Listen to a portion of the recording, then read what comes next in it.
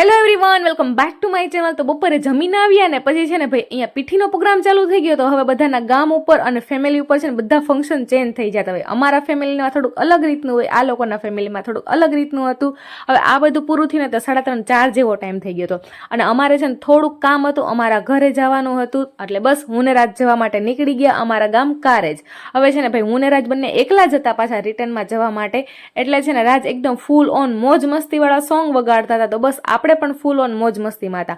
અને અમારા બંનેનામાં છે ને ભાઈ હું એકદમ ફૂલ ઓન મોજ મસ્તી વાળી છું અને રાજ છે ને એકદમ શાંત રહેવા વાળા માણસ છે. હા, પણ આવું હોય ને તો જ મેળ આવે, બાકી તો ડખા થયા વગર ના ભેગું થાય. અને બસ ઘરે આવીને ફટાફટ મેં નાયું, ચેન્જ કર્યું અને મસ્ત સાદો અને સિમ્પલ છે ને એકદમ કમ્ફર્ટેબલ કુર્તી પહેરી લીધી હતી. અને વળી પાછા અમે નીકળી ગયા માધવપુર જવા માટે, કેમ કે રાત્રે ત્યાં દાંડિયા રાસનો પ્રોગ્રામ છે. હવે રાજ કહે કે આપણે તો ફ્રેશ થઈ ગયા પણ ગાડીને પણ ફ્રેશ કરી જોશે ને, એટલે બસ એને ગેસ પુરાવી દીધો અને વળી પાછા નીકળી ગયા માધવપુર. અને હા, આજે તમારે કોમેન્ટ કરીને મને જણાવવાનું છે કે તમારામાં કોણ ફૂલ ઓન મોજ મસ્તી વાળું છે અને કોણ શાંત રહેવા વાળું માણસ છે. કંઈ નહીં, like, share, subscribe. Okay, by.